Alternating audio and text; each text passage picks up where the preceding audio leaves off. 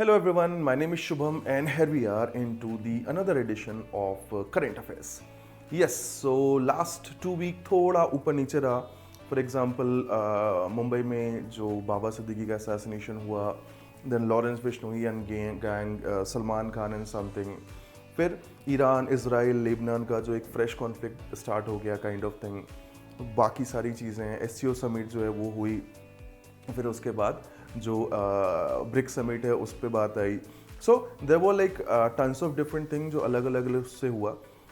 हरियाणा वगैरह के इलेक्शन के रिजल्ट आ गए तो उनका जेन्युइन CM VM जो हैं सब साफ बन चुके हैं.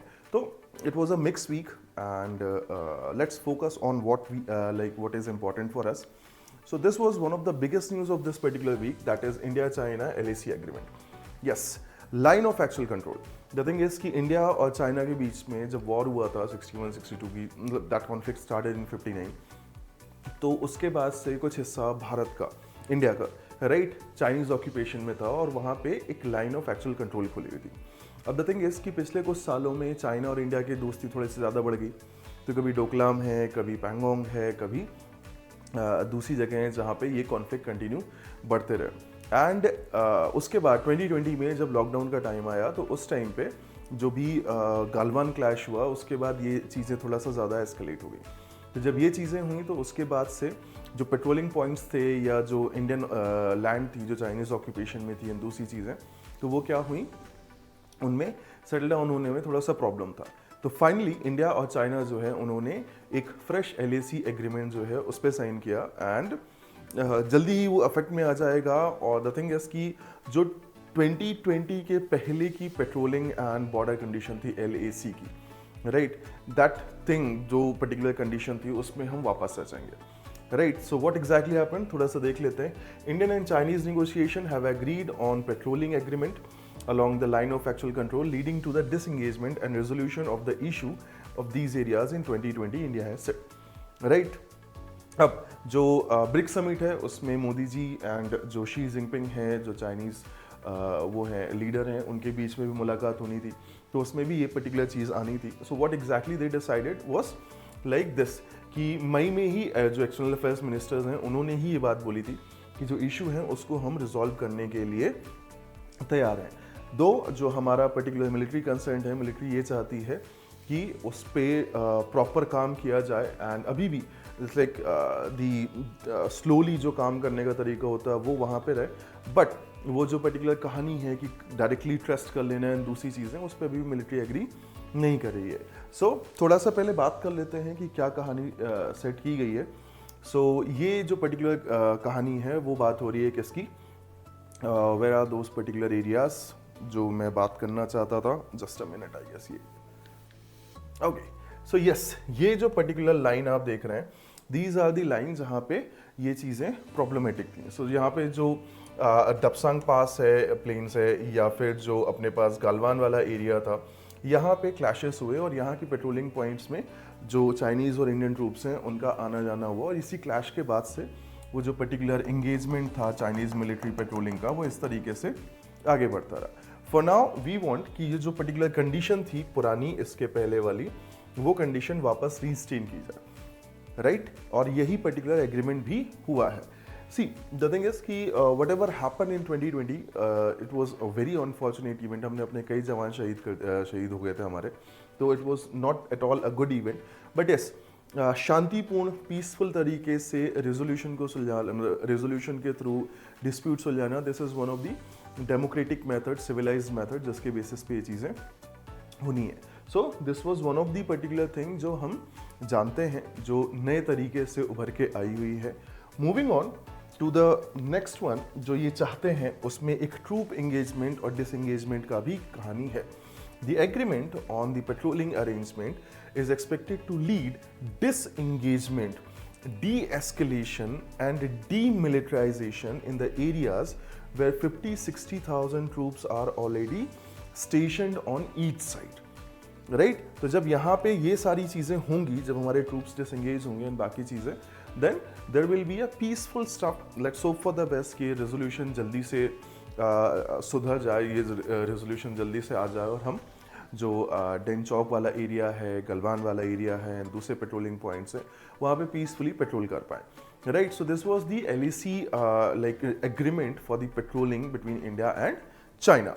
अब इस वीक के सबसे इंपॉर्टेंट न्यूज़ पे आते हैं, that is 2024 BRICS summit. Yes, जो कजान रशिया है वहाँ पे 2024 ब्रिक्स समिट जो है वो कंक्लूड हुई.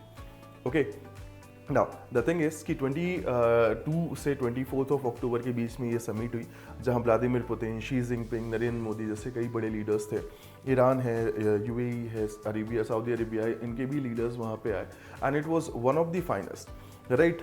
मतलब one of the most outcoming, most efficient what we can say summit that happened from last few years in India's favor. So talking about their theme, तो जो theme थी वो थी strengthening the multilateralism for fair global development and security. ये theme के साथ ये summit conclude हुई, एंड इस पर्टिकुलर समिट में और क्या क्या हुआ इसके बारे में जानते हैं.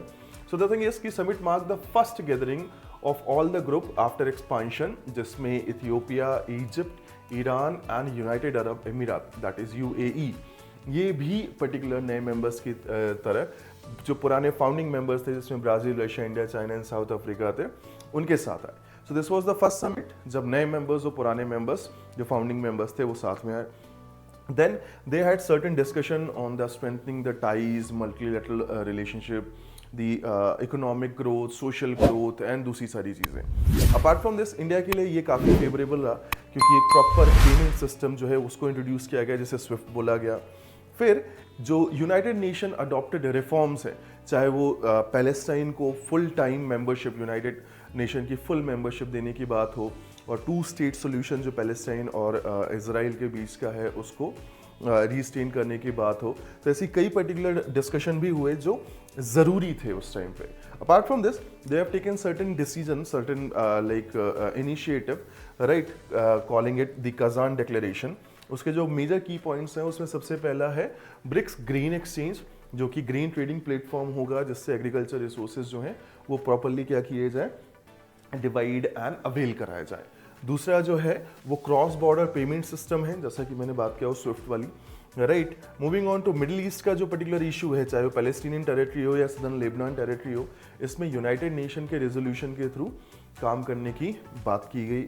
Moving on to the next one is western sanction, जो अनलॉफुल मेजर्स हैं जो countries like Russia and other उसमें हैं, जो यूक्रेन के कारण या दूसरी चीज़ों के कारण अनलॉफुल सैंक्शंस जो हैं उनके अगेंस्ट में भी बात की गई. And big cat conservation, yes, big cat conservation, that means tiger, lion, इन सब के कंजर्वेशन के लिए एक अलग से प्रोजेक्ट और कंजर्वेशन एफर्ट्स लगाने के लिए बात की गई. Now these are 2 important one. सबसे पहले तो यूक्रेन, यस, तुम्हें पता है 2 साल से ज़्यादा हो रहे हैं यूक्रेन रशिया कंटिन्यू लड़ रहे हैं, एंड इसमें दोनों कंट्री का लॉस हो रहा है. This particular war is also leading some kind of international problems as well. कभी ग्रीन का, कभी नेचुरल गैस का, कभी फ्यूल प्राइसेस का, कभी दूसरी चीज़ों का. सो दे वांटेड कि भैया जो UN चार्टर्ड प्रिंसिपल है, जो मीडिएशन प्रपोजल है, उसके थ्रू यूक्रेन रशिया का जो प्रॉब्लम है उसको सॉल्व किया जाए. And the last one is international financial reform system. Yes, तो जो भी फाइनेंशियल चैलेंजेस हैं ग्लोबली इस समय जो आ रहे हैं, चाहे वो इन्फ्लेशन हो, चाहे दूसरी चीज़ें हों, ये सब के सब ये चाह रहे हैं कि प्रॉपरली बैठ के समझ के इनको प्रॉपर तरीके से रीडिज़ाइन करके हम क्या करें, सुलझा लें. सो this was the Kazan declaration जो इस बार पास किया गया, जिसको एक्सेप्ट किया गया. अब थोड़ा सा ब्रिक्स का बैकग्राउंड देख लेते हैं, right. So BRICS is an acronym for the group of 5 major emerging economies, that is Brazil, Russia, India, China and South Africa. Yes, जब 2006 में 2001 में ये ब्रिक जो वो थे, क्या कहते हैं, जिम ओनाइल, इन्होंने 2001 में ब्रिक का एक पर्टिकुलर टर्म दिया था, जिसमें Brazil, Russia, India and China थे. बाद में 2010 में जब साउथ अफ्रीका इसको ज्वाइन करता है, तब ये कहला जाता है क्या, ब्रिक्स. अभी के टाइम पे 2006 से जो मीटिंग स्टार्ट हुई, 2006 से जो इसका रेगुलर क्या कहना चाहिए वर्किंग स्टार्ट हुई, उसके बाद से अब तक जिनकी असेंबली थी वो जनरली 5 कंट्रीज़ के साथ एसोसिएट हो रही थी. बट फॉर नाउ जो इथियोपिया, इजिप्ट, ईरान है, UAE है, these are the new members जो अब इसका पार्ट बने हैं. So it is one of the expansion side. Apart from this, ये वो पर्टिकुलर ऑर्गेनाइजेशन है जिसमें सेंट्रल एशिया हो, ईस्टर्न एशिया हो, साउथ एशिया हो, Middle East and Northern Africa हो, लैटिन अमेरिका हो, इन सब का रिप्रेजेंटेशन मिलता है. So this can B one of the platform जो ग्लोबल कॉन्फ्लिक्ट्स के लिए एक मीडिएशन में अच्छा हो सकता है. अपार्ट फ्रॉम दिस, जब G20 हुआ था इंडिया में, तो जो अफ्रीकन यूनियन है उसको इन किया गया था.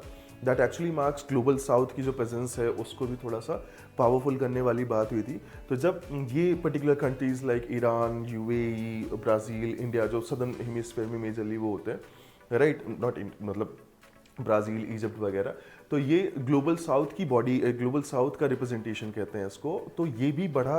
तो that is also one of the another step जिसके थ्रू ग्लोबल साउथ का जो कॉन्सेप्ट है वो और स्ट्रॉन्ग हो रहा है.